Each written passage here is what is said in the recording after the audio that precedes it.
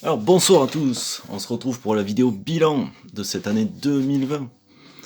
Alors, cette année, on a eu Shaman King, la réédition en version Star Edition avec la vraie fin. Alors ça, je suis très content que Kana ait enfin réédité plutôt, pardon, ce manga. Parce que franchement, j'avais envie de m'y replonger depuis le temps que j'avais abandonné. Donc je vous en ai pas mal parlé, donc on va pas en reparler plus. Mais très très content de cette édition. Mis à part, comme je vous avais dit, la tranche qui est parfois fragile et qui s'abîme facilement. Mais sinon, j'adore le lettrage, les nouvelles couvertures, franchement au top. Donc j'ai hâte aussi de découvrir le nouvel animé qui sortira l'année prochaine aussi, en 2021. Donc on verra bien ce que ça donne. Voilà. Ensuite, on a eu aussi Gun. Gun que je me suis repris en édition originale, vu que j'avais la vieille édition cartonnée des années 90. Donc là, c'était l'occasion un petit peu de me refaire la collection et avec des pages couleurs en plus sur le volume 1 et le volume 2 seulement, mais c'est quand même plaisant de relire cette série et franchement, l'impression est de qualité, donc ça valait vraiment le coup de se la racheter. Et j'aime aussi le fait qu'ils aient enfin mis l'illustration entière sur la couverture et pas coupée sur l'arrière. Voilà, donc là ils ont pris le parti de faire autre chose. Je ne sais pas comment est la version japonaise, mais franchement, c'est la meilleure édition qu'ils aient jamais fait. Voilà, donc j'ai commencé aussi Last Order, qui est très bon, et je continuerai ça aussi. C'est en volume double, Last Order, mais j'ai beaucoup aimé. Voilà. Ensuite, ensuite, La Reine d'Égypte. J'ai beaucoup lu cette année ce manga, c'est vraiment excellent, un manga historique, et j'adore le dessin. Et c'est un manga qui se terminera donc l'année prochaine. Il n'y aura que 9 volumes du coup. Et franchement, c'est très très très bon. Je vous encourage à lire. C'est excellent.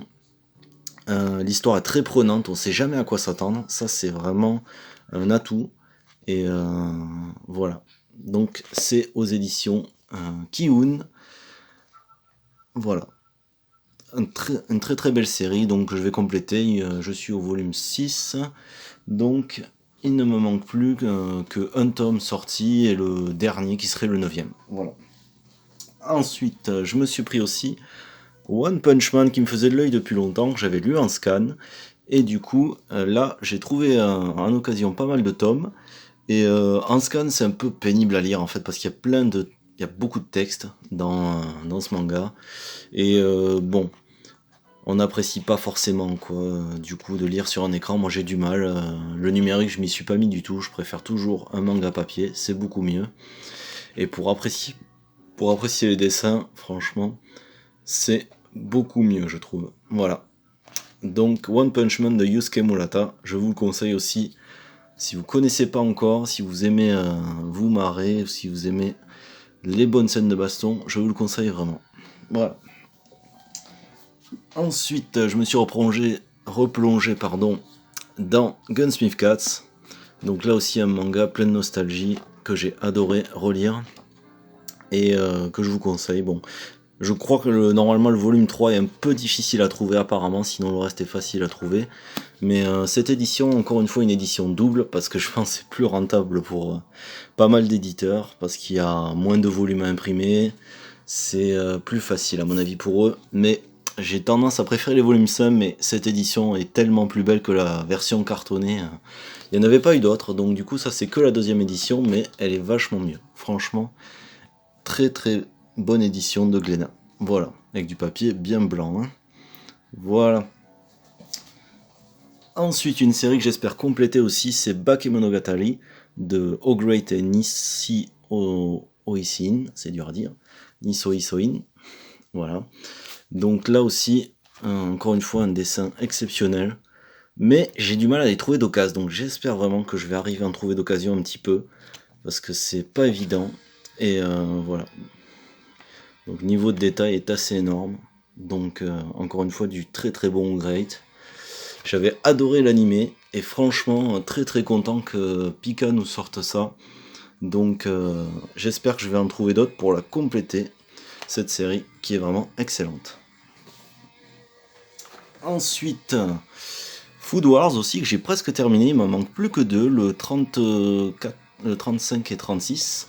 Voilà, donc que j'ai adoré aussi. J'ai bien avancé, je suis au volume 26 maintenant. Donc le dessin est toujours excellent. Il y a de plus en plus de péripéties, donc ça devient vraiment top. Voilà. Donc je vous conseille aussi un manga sur la cuisine, un manga qui est excellent. Voilà. Ensuite, pour 2021, du coup, il n'y a pas grand chose en fait qui va me passionner, mais ce que j'attends surtout, c'est la réédition de Eureka, la deuxième partie en box de 10 volumes, donc ça devrait sortir mi-février. Alors moi, je vais pas pouvoir me débarrasser de certains volumes parce qu'en fait, j'ai des dédicaces que j'avais rencontré l'auteur donc il y a plusieurs années à Angoulême à chaque fois. Elle était venue plusieurs fois. Moi, j'avais vu en 2004 et en 2005. Et du coup, très très content d'avoir ces dédicaces, donc je ne prendrai sûrement que la fin peut-être. Mais j'aimerais bien voir la fin parce que j'ai presque tout, j'ai du 1 au 33. Voilà, donc ça c'est une dédicace de 2004. Et franchement, très content que Meian réédite aussi ce manga. Donc j'ai hâte de connaître la fin. Voilà. Voilà. Et le manga que j'attends le plus pour 2021, c'est Masamune-kun no Revenge. Alors je vous en avais parlé dans une précédente vidéo sur la vidéo de l'artbook Girl Symphony par l'artiste Tive, qui est vraiment un excellent dessinateur. Et moi j'avais découvert l'animé et j'avais trouvé ça génial. Et quand j'ai vu les dessins du manga, j'ai fait oh là là, vivement qu'il sorte.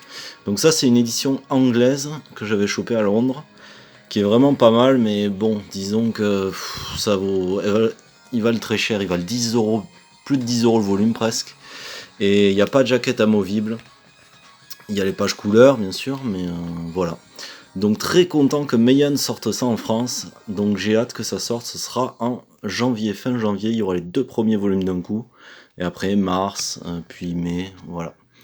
Donc voilà, les sorties un petit peu que j'attends le plus. Après, il y aura aussi Yu Yu Hakusho, une réédition en 2021. Même si je pense pas que je vais me la prendre puisque c'est pas, j'ai déjà l'ancienne édition et bon ça me convient. Je pense pas que ça vaille le coup de tout racheter. Ce que j'attends aussi c'est Chainsaw Man la saison 2, voilà, qui devrait sortir d'ici peu.